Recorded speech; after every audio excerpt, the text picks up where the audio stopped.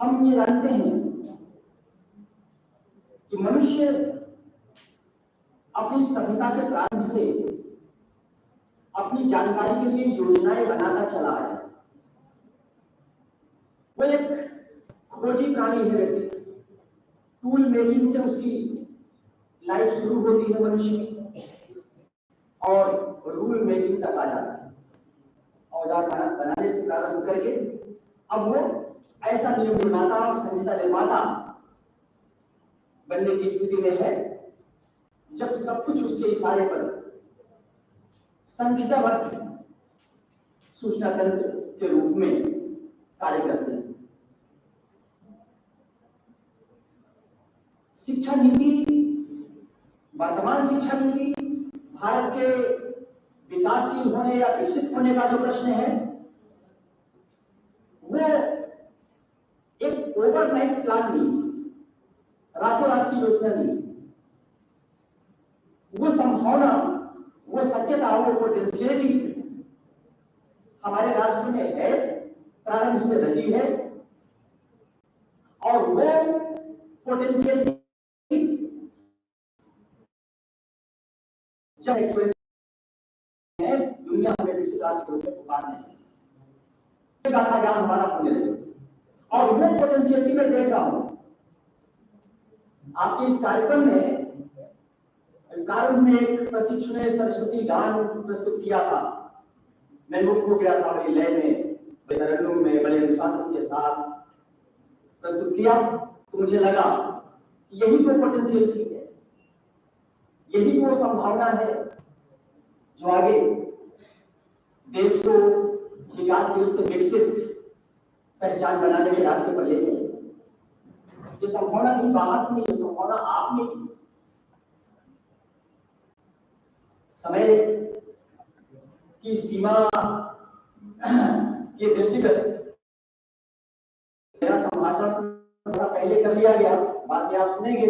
हमारे साथी सुभाष चंद्र गोपाले जी को ये लोग इस पर बहुत ज्यादा ज्ञानशील है, उनके पास भंडार है, आपसे इनके साथ साझा करेंगे, बताएंगे कि कैसे मनुष्य की ये जिज्ञासु प्रवृत्ति अपने मूल्यों के फाउंडेशन पर जब चलती है, मूल्यों के आधार पर जब चलती है, मूल्य छोड़कर तो बहुत लोग बहुत सा ज्ञान प्राप्त किए और उस ज्ञान का उपयोग किया। इसी ज्ञान प्राप्ति से तमाम विश्व का केंद्र भी बने।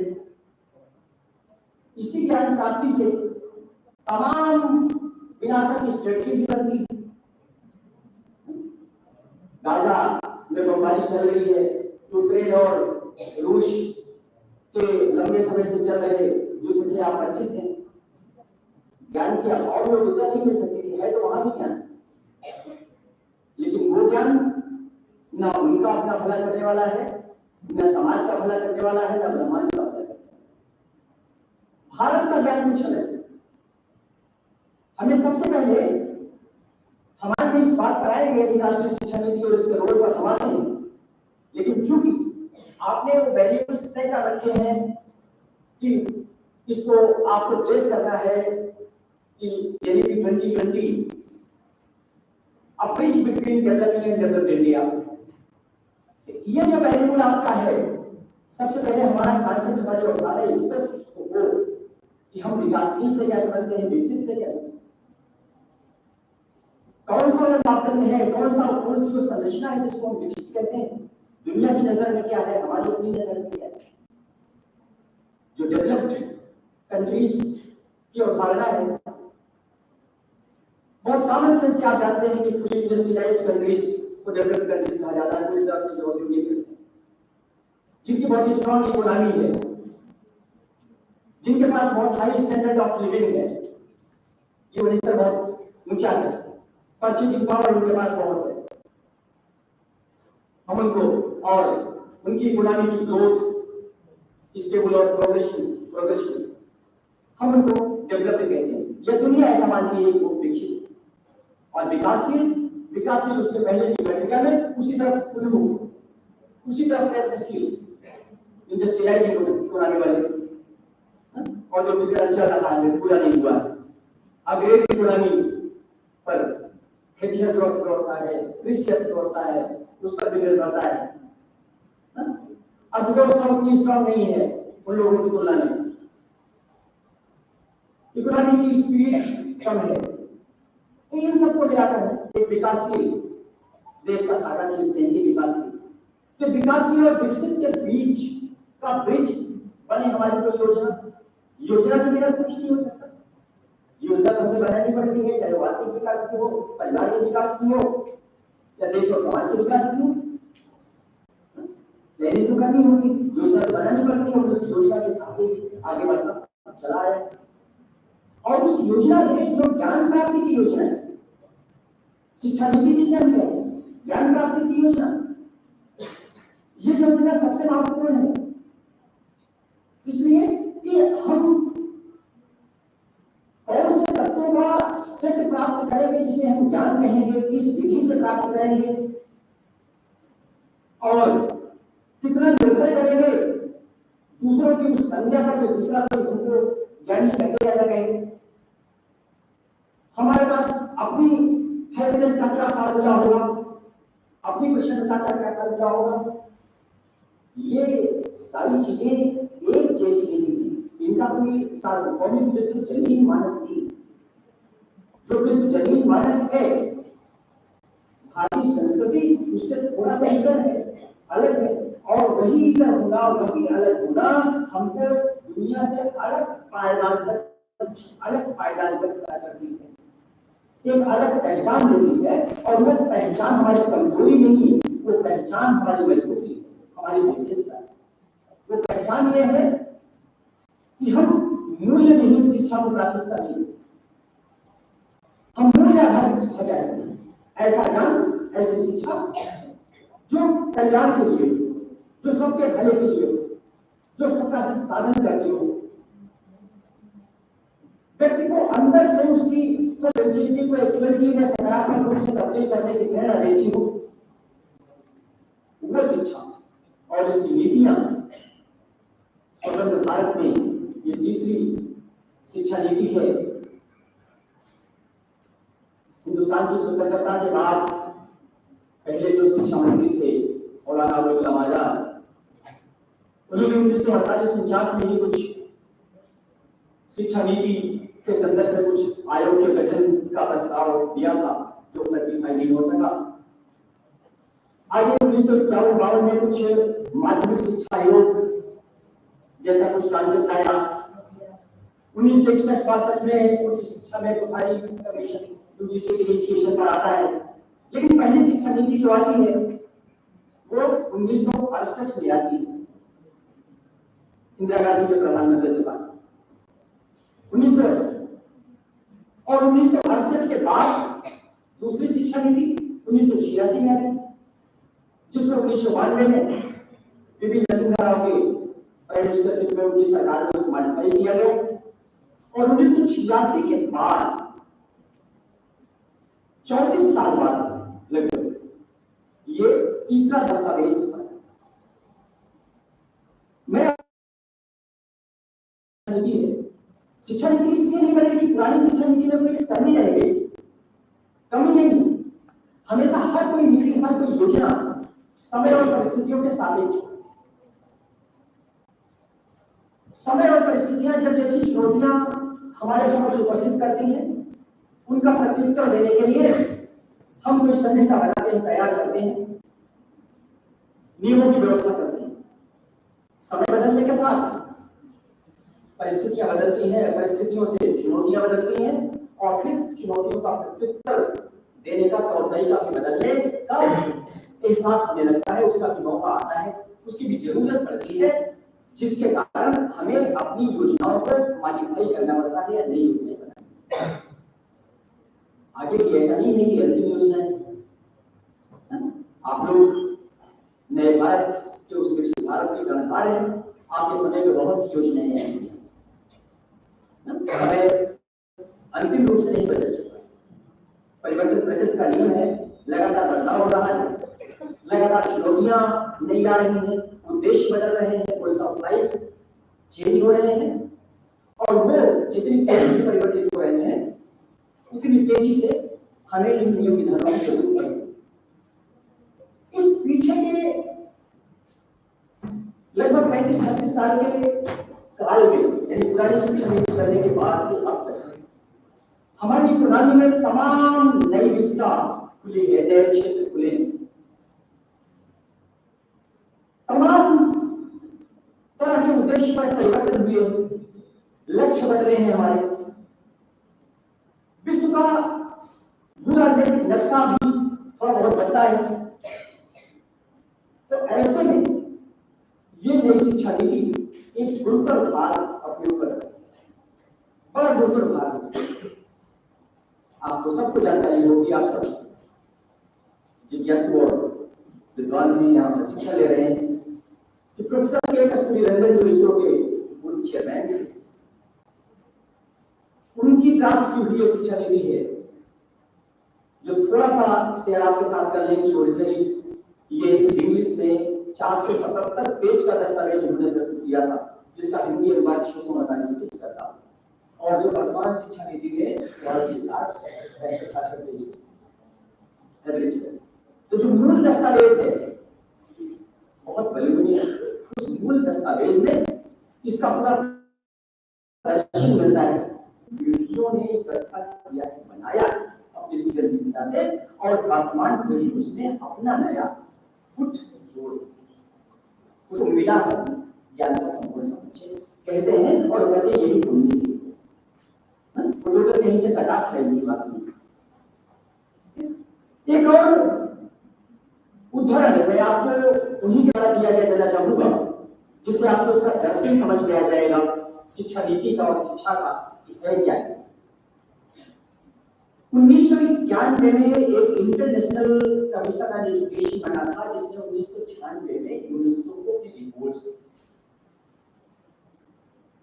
वो अंतरराष्ट्रीय शिक्षा आयोग, उसके चेयरमैन थे जेक्स डेलस, जेक्स डेलस।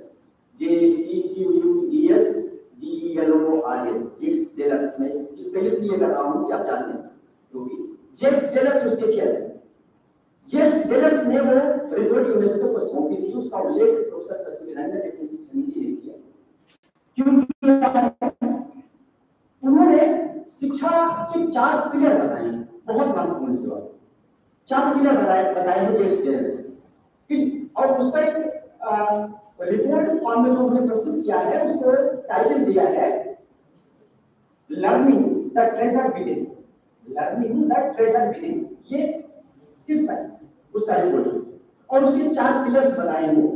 पहला है learning to know, learning to know, जानना कैसे, क्या जानना है ये कैसे सीखें, learning to know, learning to do, learning to live together and learning to be, ये 4।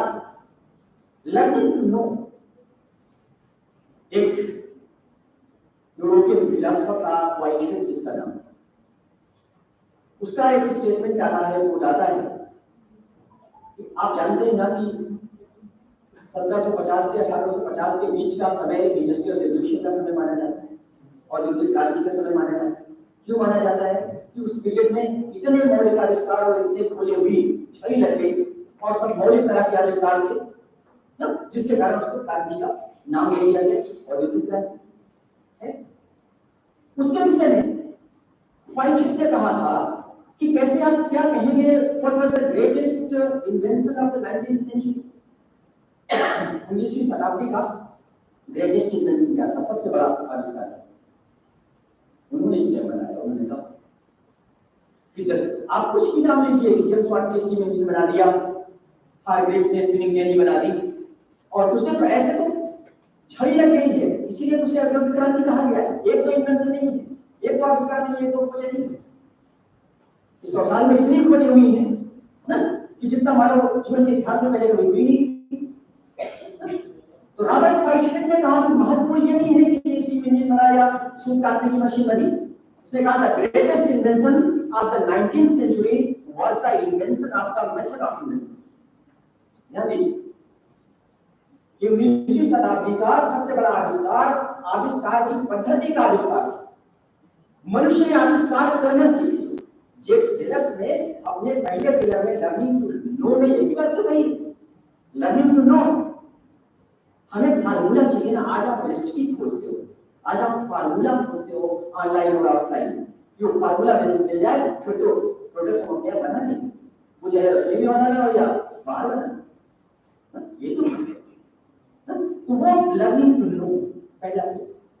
और फिर जानकारी मिल गई, हमने सीखना जान लिया, तो सीखने का लर्निंग टू डू करेंगे क्या? राजा और ब्रेन रूस जैसा बम बनाकर फोड़ेंगे, कुछ करेंगे, या Mangal mission, Mars mission, lunar mission और सोलर मिशन जैसे ब्रह्मांड की यात्रा का कुछ प्रावधान करेंगे, आगे कुछ नया खोलेंगे, क्या कर लर्निंग टू डू। और इन सब के साथ जब बहुत ज्ञान हो जाता है, बहुत कुछ इकट्ठा हो जाता है, तो आदमी के पास अहंकार, आदमी के अंदर तानाशाही, घमंड होता है, तो फिर वो डोमिनेशन की स्थिति में आता है कि हम ये उनका इस लर्निंग में एक साथ इसका मतलब कि लर्निंग टू लिव, साथ साथ रहना कैसे, learning to live, and finally learning to be. हम क्या हैं? लर्निंग टू बी, अपने होने पर तो जान ले, हम जो कुछ भी हैं अपनी अस्तित्व को पहचान ले, अपना अस्तित्व महसूस कर ले। तो ये चार पिलर, इसका उल्लेख मैं बाहर से नहीं कर रहा हूं, इसी शिक्षा नीति की प्रस्तावना में प्रोफेसर के कस्तूरी रंजन ने इसका उल्लेख किया है, जेम्स पिलर्स अंतरराष्ट्रीय शिक्षा आयोग के चेयरमैन बोर्ड का, जिससे मैं आपको ये समय बीत गया। अब उस ड्राफ्ट पर बातचीत करने का कोई तुक नहीं है कि क्या है। आप में से अधिकतर लोगों को यह एक्सपेक्ट किया जाता है कि सारे लोग इस शिक्षा लाइन से जुड़े हुए हो, आगे के संभावित दिशा निर्देश करता हो, तो निश्चित रूप से सबको लगभग कोई बातें मालूम होगी कि शिक्षा नीति में जाए, राष्ट्रीय शिक्षा नीति की अंतर्वस्तु क्या है, कैसे अर्ली चाइल्डहुड केयर और एलिमेंट्री एजुकेशन से लेकर हायर एजुकेशन तक का कैसा पेडागॉजिकल स्ट्रक्चर बनाया है कि कस्तूरी रंजन साहब ने कैसा शिक्षा विधान बनाया है, ये आपको जानकारी निश्चित रूप से हो ना। कैसे राइट टू एजुकेशन एक्ट जो आया था 1986 में, उसमें वो 6 से 14 वर्ष तक के बच्चों को परिवार शिक्षा का प्रावधान किया गया था, उसको विस्तारित करके 3 से 18 कर दिया गया, जिसकी चर्चा भी कर रहे थे मनोज भाजी, क्या कर रहे हैं। यहां से लेकर उच्च शिक्षा तक जो बातें हैं, उनमें कैसे 21वीं शताब्दी के की जो एस्पिरेशनल चैलेंजेस हैं, वर्तमान शताब्दी की जो चुनौतियां हैं, उन गोल्स को हम कैसे प्राप्त करेंगे शिक्षा के माध्यम से, उसके लिए कैसा शोध किया जाए, उस शोध से कैसा फाउंडेशन नया निर्मित हो जो हमें उस विकसित भारत का फाउंडेशन दे सके, प्लेटफॉर्म दे सके, जहां दूसरे हमें विकसित कह सके, हमें अपने आप की गाथा न कहनी पड़े। वो उन सारी बातों की योजना है इस नई शिक्षा नीति, उनकी सब योजना। और मुख्य बात है ये कि हम चाहे छोटी योजना बनाए या बड़ी योजना बनाए, जब तक हम अपनी स्ट्रेंथ और वीकनेस के एनालिसिस नहीं करते कि हमारे पास मजबूती क्या है, हमारी कमजोरी और हमारी कमजोरी, हर किसी व्यक्ति को, स्टूडेंट को भी अपनी स्ट्रेंथ और वीकनेस के एनालिसिस करते रहना चाहिए। आप अपनी स्ट्रेंथ भी जानते हैं, ईमानदारी से अगर एनालिसिस करें, किसी दूसरे से नहीं बताना है, अपने आप समझे तो आप अपनी स्ट्रेंथ जानते हैं और आप अपनी वीकनेसेस भी जानते हैं, और अपनी स्ट्रेंथ और वीकनेसेस के बारे में अपने से बोलने वाला व्यक्ति कभी आगे प्रगति नहीं कर पाता है, विकास नहीं करता, पीछे रहता है। इसलिए अपने से झूठ नहीं बोलना चाहिए, अपने प्रति ईमानदार बनने की कोशिश करना चाहिए। पहला स्टेप है, try to be honest towards yourself. दुनिया को छोड़ो, अपने प्रति ईमानदार बनो, और अपने प्रति आप ईमानदार हैं तो निश्चित रूप से फिर वहां से शुरू करके हर जिस किसी के प्रति आपका कर्तव्य ज्यादा है, वहां तक आपकी ईमानदारी फिल्टर कर पहुंचे, वहां तक आपकी ईमानदारी देखिए पारदर्शी तरीके से। तो स्ट्रेंथ और वीकनेस में हमारे पास स्ट्रेंथ ये है कि इस समय विश्व में सबसे ज्यादा युवा आबादी वाला हमारा देश है, सबसे ज्यादा यूथ पॉपुलेशन है और पॉपुलेशन भी सबसे ज्यादा है। पॉपुलेशन वाइज भी हम चाइना को सरपास कर चुके हैं। उनमें जो डिविडेंड है वो है यूथ पॉपुलेशन। हमारे पास यूथ पॉपुलेशन सबसे ज्यादा है और यूथ पॉपुलेशन का मैं चर्चा इसलिए कर रहा हूं कि हमारी स्ट्रेंथ इसलिए बन सकती है क्योंकि यही कार्यशील जनसंख्या है। शेष इसके नीचे और ऊपर ये डिपेंडेंट पॉपुलेशन हुआ, निर्भर जनसंख्या, तो सारा दारोमदार इसका। लेकिन इसको इसके लिए एक कोई end to end road map चाहिए, कहां से शुरू करना है, कहां तक जाना है। End to end road map जब तक नहीं होगा तब फिर उसे न होने की स्थिति में तो फिर ये यूथ डिविडेंड नहीं बल्कि अनगाइडेड मिसाइल के रूप में परिणत हो सकता है, जो खतरनाक भी हो सकता है। तमाम तरह के जो विचलनकारी गतिविधियां आपको मिलती हैं वो पर्याप्त दिशा निर्देशन के पहुंच रहे हैं, लेकिन इसे समाजीकरण की त्रुटि रह जाने के कारण मनुष्य का कार्य कार्यों के परिणाम के रूप में आपको छोटी से बड़ी जितनी भी चिंताएं। तो इस शिक्षा नीति में के कस्तूरीरंगन साहब ने चूंकि एक हिंदुस्तान को तमाम विकसित देशों की पंक्ति में आगे खड़ा करने की उनकी योजना थी, संकल्प था, इसलिए उन्होंने कंपेयर किया, तुलना किया, सबका अध्ययन किया, देखा और ये पाया कि तमाम वो राष्ट्र जो किसी न किसी विधा में शोध के सहारे तकनीक में तमाम पद्धतियों में बहुत आगे हैं, उनकी अपनी प्राथमिकताएं भी हैं, उनकी अपनी प्रायोरिटीज भी है। हमें अपनी प्राथमिकता बदलना होगा। अगर हमें उनसे कम्पीट करना है, जिससे हमको कंपटीशन करना है, जिससे प्रतियोगिता करनी है, हमें उसकी वेवलेंथ पर अपनी ताकत बढ़ानी है। जिसके साथ हम दौड़ रहे हैं उसके साथ कदम मिलाना पड़ता है, वो कितना तेज दौड़ रहा है, उसके अनुसार ताकत बनानी पड़ती है। उसके लिए योजना बनाई कि कैसे फाउंडेशनल लिटरेसी और न्यूमरेसी की जो बात कर रहे थे मनोज कुमार जी, वहां से लेकर ऊपर नेशनल रिसर्च फाउंडेशन बनाने तक की योजना, राष्ट्रीय शोध संस्थान प्लेटफॉर्म जो बन चुका है 1923 में, और उस समय इस पार्टी के चेयरमैन प्रधानमंत्री, जिसमें आगे नेक्स्ट 5 इयर्स के लिए 50,000 करोड़ का प्रावधान भी किया जा चुका है, 50,000 करोड़ का प्रावधान किया जा चुका है। वो रिसर्च इसलिए जरूरी है, रिसर्च इसलिए जरूरी है कि जो विकसित राष्ट्र हैं वो अपने रिसर्चेस के सहारे ही आगे गए। स्वयं सृजित रिसर्च आपको स्वयं सृजित ज्ञान का एहसास देता है। हमारे पास स्वयं सृजित ज्ञान नहीं होगा तो हम अगल बगल चलते हैं, दूसरे की तरफ देखते हैं, दूसरे का फार्मूला एरिस में चुराने की कोशिश करते हैं, नकल करने की कोशिश करते हैं या उसे मानते हैं। लेकिन जो स्वयं सृजित ज्ञान होता है, स्वयं सृजित ज्ञान हमें अंदर से मजबूती देता है। आज की स्थिति यह है 2022 का 2022 का की स्टैटिस्टिक्स बता दी कि हमने रिसर्चेज को हमेशा प्रायोरिटी में पीछे रखा,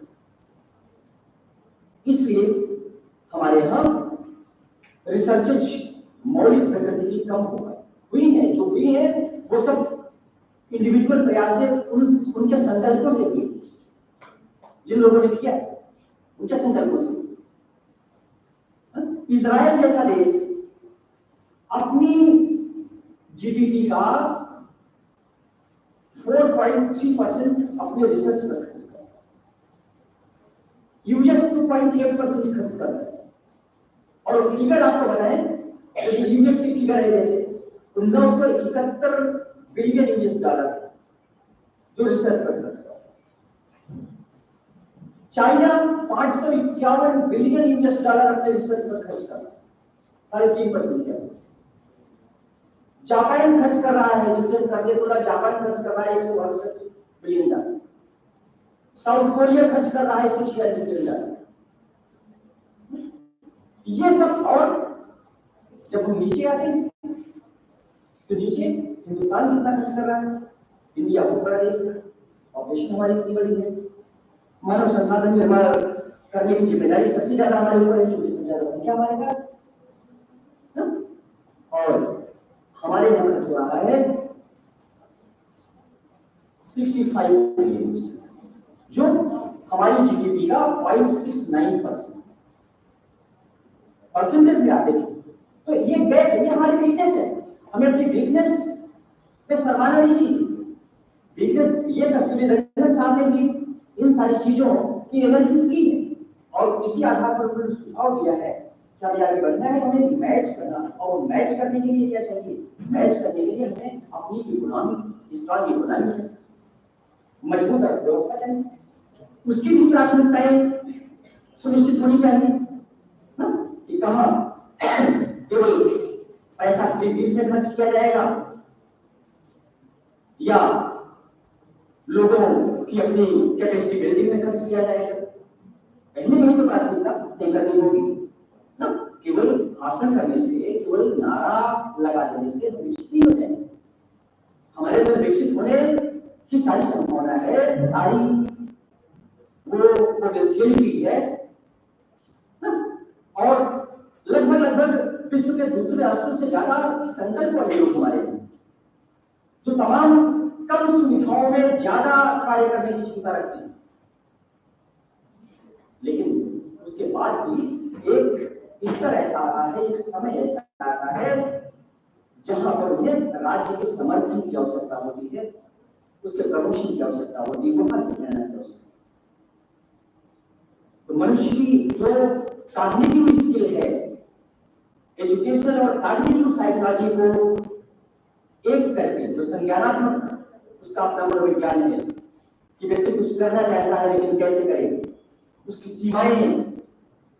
सीमाओं का हल कैसे तलाशे, जो लिमिटेशंस उसके सामने हैं, इन सब को एड्रेस करने की कोशिश किया है इस नई शिक्षा नीति में। मैं ये सारी बातें इसलिए कर रहा हूं कि मैं विषय से भटकने का बहुत कम अभ्यास है हमारा। मैं उसी विषय पर हूं कि ये एनईपी 2020 डेवलपिंग और डेवलप्ड इंडिया के बीच में ब्रिज कैसे बन सकते। ब्रिज का मतलब यही होता है ना कि आगे का जो लक्ष्य है, आगे का जो गंतव्य है, वहां जाने का आपके पास रास्ता नहीं है, कोई पुल मिल जाए जिस पर चढ़कर आप पहुंच जाए, यही तो है ब्रिज, है ना।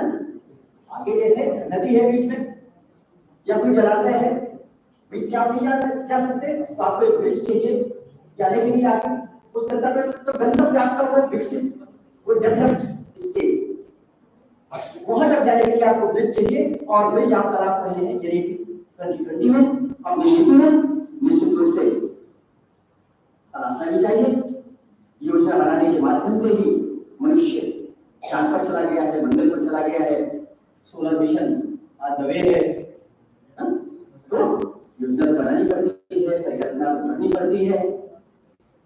और एक इसमें ये भी है, देखिए विकास का जो दर्शन है उस नदी में बहते हुए पानी में, बहती हुई धारा में लगातार चलने वाली कहानी के समान है। जैसे आप बहती हुई नदी को अगर पार कर रहे हैं और बीच में आप रुक गए, इन्हें ये कितना पार कर गया, तो आप वहां खड़े नहीं रह सकते, आप अपनी पोजीशन नहीं बचा सकते कि आप या तो आप आगे बढ़ते रहिए ना, तब आप कहीं ना कहीं किनारे लग जाएंगे, नहीं तो आप खड़े रहकर अपनी उस वर्तमान स्थिति को भी मेंटेन नहीं कर सकते, वो सिलजाएगी, जमा होगी और आप उसके साथ गिर जाएंगे। इसलिए लगातार ग्रो करने की, लगातार आगे बढ़ने की तमन्ना मनुष्य को उन्नतशील बनाती है। और मनुष्य जब से चेतनशील हुआ है तब से ये कर रहा है, लगातार प्रगतिशील कर रहा है। और उसी के माध्यम से देखिए प्रारंभ में कितनी विश्व की आबादी कितनी थोड़ी सी थी, अब विश्व की आबादी कितनी बड़ी है, लेकिन सबके लिए सारी व्यवस्थाएं तो पैदा कर रहा है, सारा कार्यक्रम तो आपके लिए है। और लगातार आपकी परचेजिंग पावर बढ़ रही है, लाइक स्टैंडर्ड ऑफ लिविंग भी बढ़ रही है ना। अब उसको बढ़ाते हुए जो गोल्स तय किए हैं एनईपी ने, इसके बारे में डिटेल में हमारे साथी लोग बाद में आपको बताएंगे। वो गोल्स आप जानते हैं ना, 5 गोल तय किए इसने, 5 सबको मालूम होगा ना, एक्सेस, इक्विटी, क्वालिटी, अफोर्डेबिलिटी और अकाउंटेबिलिटी। एक्सेस का मतलब कि शिक्षा तक, क्वालिटी एजुकेशन तक सबकी पहुंच हो, समतापरक शिक्षा हो, इक्विटी, बिना किसी भेदभाव के, क्वालिटी एजुकेशन सबको मिले, केवल नाम मात्र की ना मिले, है ना, क्वालिटी एजुकेशन। अफोर्डेबिलिटी हो, यानी हर कोई जो सोशल इकोनॉमिकली डिप्राइव्ड सेक्शन है ना, वो भी वंचन न महसूस करे, सबके साथ क्वालिटी एजुकेशन को अफोर्ड कर सके, उस तक पहुंच बना सके। और इन सब को, ये सब पूरा करने के लिए या इनमें लैप्सेस की अकाउंटेबिलिटी है, उत्तरदायित्व है, ये इसके साथ ये शिक्षा नीति आनी पड़ती। सबसे पहले प्रारंभ में ये 5 गोल तय करें, और ये 5 गोल जानते हो आप लोग, प्रबुद्ध नागरिक को आगे भारत चुनाव आ रहा है, वोट भी करने जा रहे हैं। 2015 में यूनाइटेड नेशंस ने सस्टेनेबल डेवलपमेंट गोल्स बनाए थे।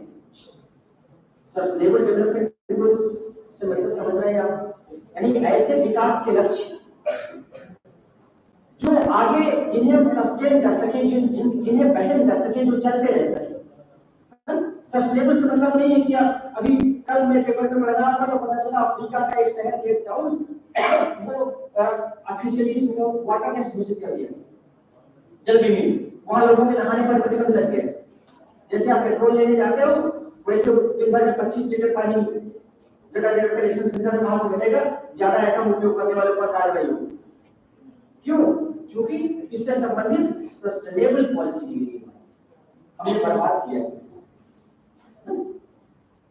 है ना, कि धरती के पास आप हमारी जरूरत को पूरा करने के लिए पर्याप्त है, लेकिन हमारी लालच को पूरा करने के लिए नहीं। हम बिंदास दुनों के भाव से चल सकते हैं, तो वो सस्टेनेबल नहीं रहा हमारे आगे। हम समझ रहे हैं कि वहां नहीं मिल रहा, राय में कभी गर्मी आएगी तो शहरी क्षेत्र में पानी का संकट बढ़ जाता है ना, हमारे पास पानी मिल रहा है, हमारे संस्थान में मिल रहा है, तो हम बड़े प्रसन्न है कि यहाँ सब कुछ, यहाँ तो चिंता नहीं, वहां जमा होगा देखा जाएगा। अरे वहां संकट आ गया है तो वही प्रवृत्ति नहीं, कल को यहाँ संकट आ जाएगा।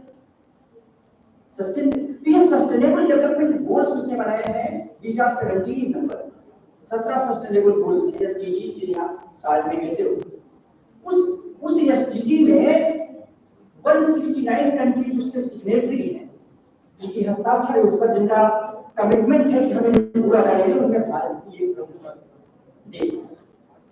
और उसका जो चौथा गोल है एसडीजी गोल, मैं बहुत समय आपका नहीं लूंगा, नहीं बस ये करके आपको देखे जाने वाला जो एसडीजी गोल है, सस्टेनेबल डेवलपमेंट गोल, वो क्वालिटी एजुकेशन से संबंधित, वो गुणवत्तापूर्ण शिक्षा से संबंधित।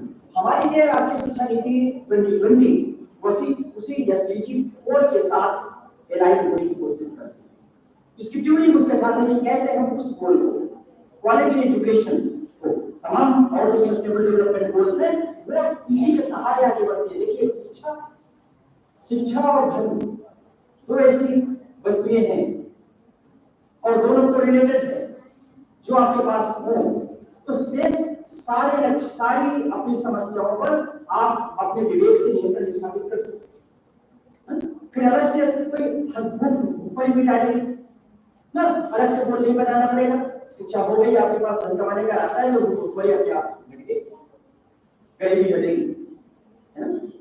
तो जीरो हंगर का पहला सस्टेनेबल डेवलपमेंट गोल बनाया यूनाइटेड नेशंस ने, जीरो हंगर ना, जीरो हंगर। तो जीरो हंगर तो तभी आएगा जब तमाम छोटे छोटे देशों की इकोनॉमी न्यूनतम मजबूती के स्तर पर आ जाएगी। वो मजबूती का स्तर कैसे प्राप्त करेंगे? और मजबूती का स्तर केवल ये नहीं कि हम ये दिखा दें कि हाँ हमारी सकल घरेलू आय ये है, जीडीपी है, वो कहाँ, कैसे उसका डिस्ट्रीब्यूशन है? World inequality lab, California university और पेरिस के ज्वाइंट कोलैबोरेशन में है, वहां की रिपोर्ट आई है अभी बड़ी खतरनाक, इंडिया के संदर्भ में 2022 में ये याद ले गया था कि हमारे यहाँ 1922 के बाद हाईएस्ट गैप है इस समय इनकम डिस्ट्रीब्यूशन का। टॉप 1% इंडिया की मैं बात कर रहा हूँ आज की ना, कल हिंदू में रिपोर्ट में पढ़ लीजिए ना कि टॉप 1% के पास 26.7% रिसोर्सेज है हिंदुस्तान में ना, और टॉप 10% के पास जो रिसोर्स वो है वो 50% रिसोर्सेज। मिडिल जो 40% है, मिडिल 40% के पास 23.7% रिसोर्सेज, और जो बॉटम 50% है, बॉटम 50% के पास केवल 15%। तो इस इनइक्वालिटी गैप के साथ तो बहुत ऑनेस्टली हम कन्फेस करें, स्वीकार करें कि अगर ये इनइक्वालिटी गैप हम ब्रिज नहीं कर पाते, इसके लिए कोई पुल नहीं बना पाते, अगर इसको ब्रिज नहीं कर पाएंगे तो निश्चित रूप से हम उस डेवलप्ड इंडिया की तरफ ब्रिज बनाकर नहीं जा पाएंगे। क्या करें? केवल मुट्ठी भर लोगों के पास इनकम हो जाने से हम हमारी की शादी का चित्र देखकर अपने घर की योजना नहीं बना सकते। कहीं ना कहीं तो डिस्ट्रीब्यूटिव जस्टिस लाना पड़ेगा, अंतर्गम से स्वीकार करना पड़ेगा, वितरण न्याय हमारे अंदर होना चाहिए, आना चाहिए। जितना जो कुछ है वो सब हमारा नहीं है, कुछ कोई लेकर नहीं आया था, यही इसी धरती पर लिया है, तो वो जो है सबके साथ सबका, तो सबका है तो कुछ न कुछ तो समानुपातिक वितरण होना चाहिए। व्यक्ति की न्यूनतम जरूरतें पूरी करने के लिए आज की स्थिति में अगर फ्री बीज बांटने की जरूरत, आज की स्थिति में आपको मुफ्त राशन बांटने की जरूरत पड़े, देने की जरूरत पड़े, और दूसरी तरफ आप डेवलप्ड इंडिया की बात करो तो मैं अपनी आलोचना कर रहा हूँ, संयुक्त की आलोचना कर रहा हूँ उस राष्ट्र के नागरिक के रूप में, है ना। इसका मतलब निश्चित रूप से कहीं ना कहीं अभी कुछ तो कमी है, हमारे सोचने में, योजना में कुछ तो कमी है, कहीं कहीं तो ध्यान देना पड़ेगा, अपनी प्राथमिकताएं फिर से रिमॉडल करनी पड़ेगी, तय करनी पड़ेगी। हाँ, ये कि हिंदुस्तान की तरक्की, हिंदुस्तान की प्रगति और हिंदुस्तान के उस हावी प्लेटफॉर्म के बारे में कोई शंका नहीं है। हमने जैसा पहले भी कहा कि तमाम क्षेत्रों में नई नई उपलब्धियां हासिल करके हम ये दिखा चुके हैं कि हम हर किसी क्षेत्र में आगे बढ़ने का मार्ग रखते हैं, आत्मनिर्भर बनने का मार्ग रखते हैं। आज की नई टेक्नोलॉजी जो आपकी इंटरनेट टेक्नोलॉजी है, नई टेक्नोलॉजी है, इसमें तमाम ऐसी दिखाएं हैं जिसमें हिंदुस्तान ने अपनी मजबूती बना रखी है, अपनी निजी योजना बना रखी है, और वो एक्सपोर्टर है तमाम चीजों, ये बन रहा, निर्यात कर रहा, इवन सैटेलाइट लॉन्च पैड दे रहे हैं दूसरों, तो ये हमारी स्ट्रेंथ है, हमारी स्ट्रेंथ बढ़ गई है, लेकिन अपनी उपलब्धियों पर हमेशा आत्ममुक्त हो जाने से खतरा बहुत ज्यादा, इसलिए हमें आत्ममुक्त नहीं हो जाना चाहिए कि हमने सब कुछ प्राप्त कर लिया है और बस कल सुबह हम डेवलप्ड इंडिया के प्लेटफॉर्म पर कूदने वाले। इतना ये ओवरनाइट फीलिंग, ये लगातार लगे रहने का, और लगातार लगे रहने से और लगातार लगे रहने में वो सस्टेनेबिलिटी का ध्यान रखना होगा। नहीं था हम लोग में जाए ना, चूंकि दूसरों के विकास का पैमाना, एक तो हमने आपको बताया विकास का पैमाना कि वो इंडस्ट्रियलाइज्ड इकोनॉमी हो, जुबान इकोनॉमी हो ना, एक इकोनॉमिक ग्रोथ भी स्टेबल हो। हमारा अपना भारत का जो विकास का कॉन्सेप्ट है, हमारे विकास को उठाना है, वो इन सबको समेटते हुए इनसे कुछ तो अलग है। हमने पुरुषार्थ चतुष्टय की काम, धर्म काम और हमारा सब कुछ सारे दूसरे लक्ष्यों की प्राप्ति धर्म के साथ है। धर्म के साथ होने का मतलब बेसिक बैकवर्ड वैल्यूज के साथ, मूलभूत मूल्यों के साथ। हम मूल्यों को तिलांजलि देकर इन दूसरे लक्ष्यों की तरफ नहीं जा सकते ना, फेयर आप फाउल नहीं कर सकते हो। हम फेयर के साथ, फेयर मींस के माध्यम से ही अपना गोल अचीव करने की योजना बना सकते हैं, जो कि हमारा वो देश है ना जो जिसने मूल्यों को कभी नहीं छुआ। यही कारण है कि आप देखिए हिंदुस्तान पर कितनी संस्कृतियों का आना जाना हुआ, कितने अटैक किए यहाँ, कितने लुटेरे गए, कितने तमाम गलत नियत से आए यहाँ बस गए रहे मौजूद, लेकिन हमारी संस्कृति का बड़ा बिगाड़ नहीं। हमारी संस्कृति अपनी जगह है। अगर इतनी कमजोर होती, इतनी कमजोरी हमारे अंदर होती तो आज नष्ट हो गए होते, हमारे पास कुछ होता नहीं, अपने पास अपना आधार नहीं होता, तो हमारी संस्कृति कभी पराजित नहीं हुई। हमारे मूल्य तो कभी पराजित नहीं हुए, वो तो कभी नहीं हुए। हमारे पास है, यानी हमारी संस्कृति, हमारे मूल्य, जिन मुद्दों पर कभी हमने पराजय स्वीकार नहीं की, वही निश्चित रूप से आगे हमें सस्टेनेबिलिटी की तरफ ले जाएंगे। जो कुछ भी हम अचीव कर रहे हैं उसको हम लंबे समय तक मेंटेन करेंगे और उसके आधार पर दुनिया को कल्याण की तरफ ले जाएंगे, विश्व कल्याण। हर कोई नीति, बस 2 मिनट की बात और आपसे करनी है। कस्तूरीरंगन साहब ने कहा कि ये दस्तावेज बना देना बहुत बड़ा काम नहीं है। अगर पुस्तकों का संग्रह या सूचनाओं का संकलन ज्ञान हो जाता, तो उन्होंने कहा कि फिर तो तमाम लाइब्रेरीज में तमाम ग्रंथ इकट्ठे हैं, अपने आप ज्ञान निकलने लगता, आपको कुछ करने की जरूरत नहीं पड़ती, आप घर पर भी तमाम किताब काफी रखते हो, पढ़ने की जरूरत नहीं पड़ती, वहीं से जो रिसीव हो जाती। उन्होंने कहा कि हर कोई नीति, हर कोई योजना उसके अमल करने वाले, उसको लागू करने वालों के दृष्टिकोण पर निर्भर करती है, उनके विजन पर निर्भर करती है कि वो क्या करना चाहते हैं, कैसे इसको लागू करेंगे, कितनी ईमानदारी के साथ, बिना कुछ जोड़े हुए। और इसमें उन्होंने बाबा साहब अम्बेडकर को किया। उन्होंने कहा बाबा साहब अम्बेडकर ने यही बात संविधान को लागू करने के संदर्भ में कहा था कि चाहे जितना अच्छा संविधान हो, उन्होंने कहा था, मैं मुझे कोट कर रहा हूं, लेकिन when the people who are called upon to work on it, if they happen to be a bad guy, the constitution will turn out to be a bad constitution. अगर उस पर काम करने वाले लोग बुरे हैं, चाहे जितना अच्छा संविधान हो, उन्होंने कहा तो संविधान भी बुरा साबित होगा। लेकिन उन्होंने ये भी कहा कि चाहे जितना बुरा संविधान हो, the people who are called upon to it, if they happen to be a good lot, our constitution will prove to be a good constitution.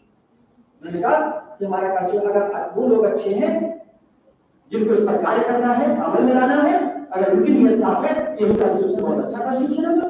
यही बात शिक्षा नीति के संदर्भ में कस्तूरीरंगन साहब ने वही बात उन्होंने की। उन्होंने कहा नॉलेज जो है, नॉलेज का न तो कोई बिगिनिंग है, ना कोई एंड है। हमें नहीं कह सकते कि कहां से वो शुरू हुआ, कहां ब्रेक कर, कहां से हम शुरू कर रहे हैं। एक मोबियस स्ट्रिप, जैसे बहुत से साइंस के भी विद्यार्थी होंगे, जानते होंगे, एक उन्होंने मोबियस स्ट्रिप पढ़ाई है अपनी उस शिक्षा नीति के दस्तावेज में। मोबियस स्ट्रिप कहते हैं आयताकार पट्टी ना, इन्फिनिटी लूप बनता है मैथमेटिक्स में, मैथमेटिक्स वाले जानते होंगे, साइंस वाले, इन्फिनिटी लूप बनता है ना, दोनों किनारा उसका मिला दिया जाता है, आयताकार पट्टी ऐसे मिली हुई है। वो उसके विजन के लिए बनाया, उनका इस स्ट्रिप ऑफ मोबियस इस टाइप के पट्टी मोबियस स्ट्रिप जो है, उन्होंने कहा it symbolizes the perpetual developing and life nature of humanity.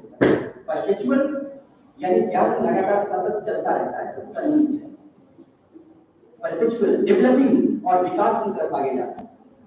Life nature, जीवन, इसकी प्रकृति जीवन को, it symbolizes the perpetual developing and life nature of knowledge, that which has no beginning and that which has no end. यानी ऐसा ज्ञान जिसका न तो कोई शुरुआत है और न कोई अंत है। इसी में सारा दर्शन, इसी में पूरी फिलॉसफी है। हम जो कुछ भी सीखते हैं, जो कुछ भी जानते हैं ना, इसी में हमारी वो विनम्रता है जिसके कारण हम भारतीय कहलाते हैं कि हम ज्ञान प्राप्त करके भी ह्यूमिलिटी के साथ, विनम्रता के साथ, पूरी शिद्दत के साथ उसको कल्याण के लिए प्रयोग, दूसरों के लिए प्रयोग करते हैं। आज की समय सीमा में आपके साथ सारी बातें तो नहीं शेयर कर पाए थे यार, जितना कुछ करना था उसमें सारा दोस्त भाव नहीं, कुछ एपिसोड साथ आए हैं, लेट से देर से उन्होंने प्रोग्राम शुरू किया ना, ऐसा कुछ है। फिलहाल आप कुछ आप प्रबुद्ध जन है, मैं समझता हूँ कि हमने अपनी बातें आपके साथ साझा कर दी हैं और बहुत कुछ ये मौके की नजाकत के कारण करना पड़ता है। ऐसा नहीं कि आपको इसमें से बातें मालूम नहीं, आप में से अधिकतर लोगों को जो बातें हमने कही, मैं पहली बात नहीं कह रहा हूँ, बहुत सी बातें आपको मालूम है ना, लेकिन बार बार ये चीजें रिपीट होने से, इनकी फ्रीक्वेंसी आने से इन पर अमल करने की चेतना बढ़ती है। तो इस आह्वान के साथ, इस संकल्प के साथ निश्चित रूप से हम संकल्प लेंगे कि हाँ, हम भारत को विकसित भारत बनाएंगे, विकसित राष्ट्र बनाएंगे, बनेगा निश्चित रूप से। ये पूरा प्रयास है, पूरा विश्वास है, क्योंकि वो संभावना हमारे अंदर है, वो क्षमता हमारे अंदर है। हम अपनी क्षमता को और बढ़ाएंगे और एक सही दिशा देंगे। इस संकल्प के साथ आपसे विदा लेते हैं। धन्यवाद।